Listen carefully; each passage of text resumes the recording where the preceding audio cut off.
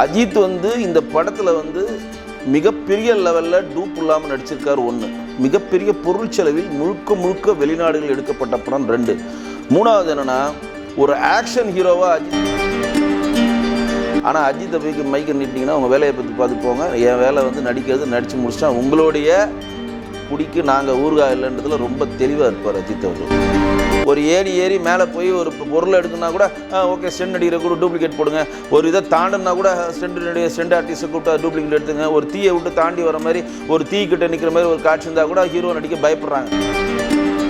இதை பொறுக்க முடியாமல் இணையதளத்தில் காசு வாங்கிட்டு இருக்கு இணையதள கூலிகள் என்ன சொல்கிறாங்கன்னா, இந்த படம் நல்லா இல்லை, டீசர் நல்லா இல்லை, அது நல்லா இல்லை, இது நல்லா இல்லை, ஒரு ஆங்கில படத்தினோட தழுவல், மியூசிக் நம்ம நினச்ச மாதிரி கிடைக்கல, இந்த படத்தை ரொம்ப லாங்காக எடுத்ததுனால மக்கள் மனதில் கொண்டு போய் சேர்க்கல, அதெல்லாம் கிடையவே கிடையாது.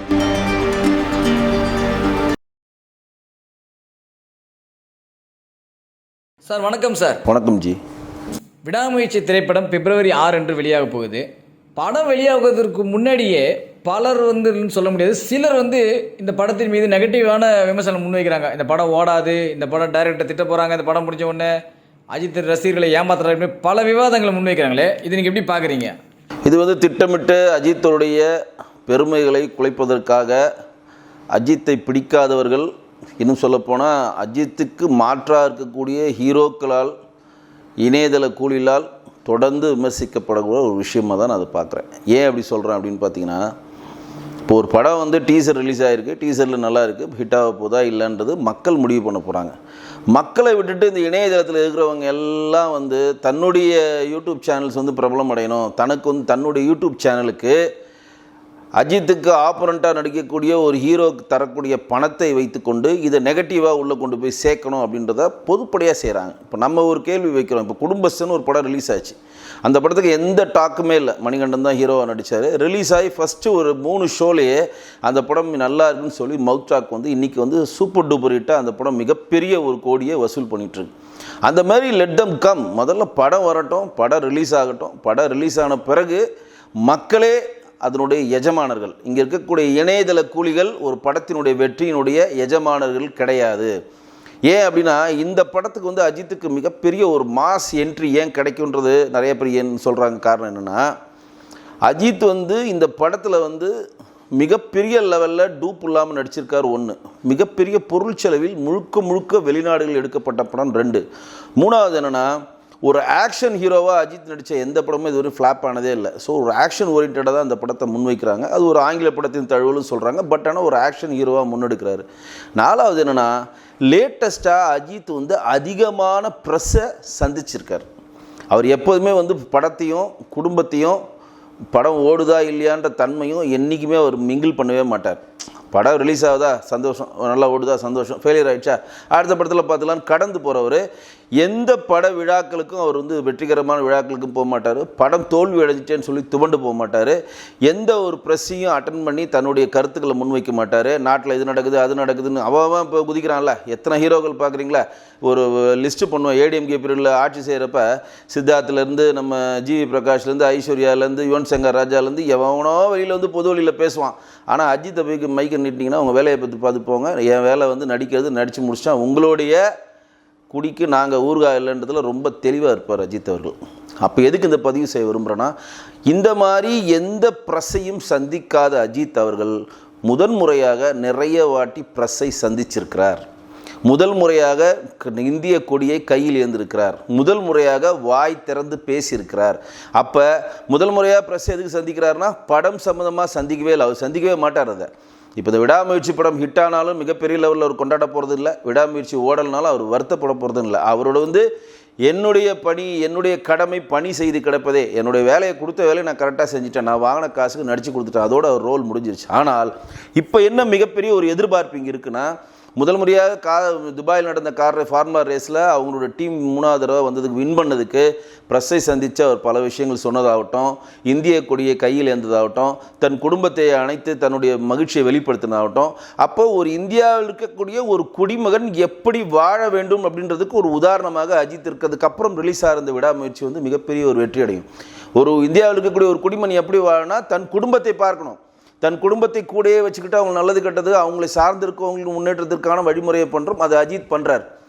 தன்னுடைய நாட்டுக்கு ஏதாவது விஷயம் செய்யணும். அப்துல் கலாம் சொன்ன மாதிரி நீ சாவறதுக்கு முன்னாடி ஒரு மரத்தை நட்டுட்டு போயா அப்படின்னு சொல்கிற மாதிரி தன்னுடைய நாட்டுக்கு நீ ஏதாவது செய்யணுன்றத தன்னிடம் இருந்த பணத்தை வைத்து அவர் சுகபோக வாழ்க்கை எதுவும் வாழாமல் அந்த பணத்தை எடுத்துகிட்டு போய் ஃபார்முலா ரேஸில் கொட்டி இன்றைக்கி இந்தியாவுக்கு பெருமை சேர்த்துருக்கிறார். மூணாவது, முதல் முறையாக அஜித் வாய் திறந்திருக்கிறார். என்ன வாய் திறந்திருக்காரு? நீ அஜித் வாழ்க விஜய் வாழ்கன்னு சொல்லிக்கிட்டே இருந்தால் நீ என்னைக்கு வாழ போகிற? உன்னுடைய உடம்பில் தூங்கி கொண்டிருக்கின்ற அந்த உந்து சக்தியை தட்டி எழுப்பி நீ தன்னம்பிக்கையோடு வெளியில் வா. நீ தான் அடுத்த அஜித், நீ தான் அடுத்த விஜய், நீ தான் அடுத்த நாட்டிலே சிறந்த குடிமகனாக வரணும் அப்படின்றத ஒரு உந்துதலான ஒரு பேச்சை கொடுத்ததுனால இதனால் இந்த படம் எப்படி ஹிட் ஆகுன்றதுக்கு நான் இப்போ ஒரு சூப்பரான ஒரு காரணம் உங்களுக்கு முன்வைக்கிறேன் பாருங்கள். இதனால் வரையும் ஒரு அஜித் படம் ரிலீஸ் ஆனால் அஜித் ரசிகர்கள் மட்டும்தான் மகிழ்ச்சி அடைவாங்க. ஏன்னா அஜித் இப்போ எல்லாம் தெரியல. இப்போ விஜய் படம் ரிலீஸ் ஆனால் விஜய் ரசிகர்கள்லாம் மகிழ்ச்சி அடைவாங்க, அவங்களுக்கு அன்றைக்கி தான் தீபாவளி. ரஜினி படம் ரிலீஸ் ஆனால் ரஜினி ரசிகர்கள் தான் மகிழ்ச்சி அடைவாங்க, அன்றைக்கி தான் அவங்களுக்கு வந்து தீபாவளி. அப்படி எடுத்துக்கலாம் நீங்கள். ஆனால் இப்போ என்னென்னா அந்த விடாமுயற்சி பண்ணுற படத்துக்கு ஒரு ஸ்பெஷல் என்னென்னா, அஜித்தோடைய ரசிகர் இல்லாமல் என்றைக்கு அவர் இந்திய தேசிய கொடியை ஏந்தினாரோ, என்றைக்கு அவர் பொது வழியில் வந்து பேசினாரோ, என்றைக்கு வந்து நம்ம தாய்நாட்டினுடைய பெருமைகளை வந்து வெளிநாட்டிலேருந்து பறைசாற்றி முன்வைத்தாரோ, இப்போ அஜித் ரசிகர்கள் இல்லாமல் ஒட்டுமொத்த மற்ற கலைஞர்கள் மற்ற நடிகர்களுடைய ரசிகரும் சேர்த்து அஜித்தை கொண்டாடுறாங்க, சேர்த்து அஜித் படத்தை பார்க்க வராங்க, சேர்த்து அஜித் இனிமேல் நம்ம குடும்பத்தில் ஒருத்தர், அஜித் பர் நல்ல குடும்பத்தை மெயின்டைன் பண்ணுறாரு, அஜித் பர் பொது வழியில் எந்த தேவையில்லாமல் அன்வான்ட் டாக்ஸ் எதுவுமே பண்ணல, ஒரு சோஷியல் இன்ஜினியரிங்கை மெயின்டைன் பண்ணுறார். அஜித் பாரு நம்ம நாட்டுக்கு ஏதோ ஒன்று செய்யணும்னு சொல்லி ஒரு விஷயத்தை முன்வைக்கிறார். அஜித் மாதிரி நம்மளும் வரணும், அஜித் வந்து நம்ம நாட்டுக்கு ஒரு உதார புருஷனாக இருக்கார், அந்த மாதிரி நம்மளும் வரணும், நம்ம குழந்தைங்களும் வரணுன்ற அப்படின்ற ஒரு கண்டென்ட்டுக்குள்ளே எப்படி வந்து செஸ்ஸில் போயிட்டு பிரகானந்தாவோ குகேஷோ போய் வெளிநாடுகள் தன்னுடைய திறமையை தன்னுடைய முத்திரையை பதித்து இந்தியாவுக்கு பெருமை சேர்த்தார்களோ, அதே வரிசையில் அஜித்தையும் மக்கள் பார்க்க தயாராகிவிட்டார்கள். அப்போ இதனால் வரையும் அஜித் ரசிகர்கள் அஜித்தை கொண்டாடுவது மட்டுமல்லாமல் அஜித் ரசிகர் இல்லாதவர்களும், ரஜினி ரசிகர்களாகட்டும், விஜய் ரசிகர்களாகட்டும், கமல் ரசிகர்களாகட்டும், மற்றவர்களும் அஜித் படத்தை பார்க்குவதனால இந்த படம் மிகப்பெரிய வெற்றியை கொண்டாடும் அப்படின்றது ஒரு கணிப்பாக இங்கே கணிக்கப்பட்டிருக்கிறது.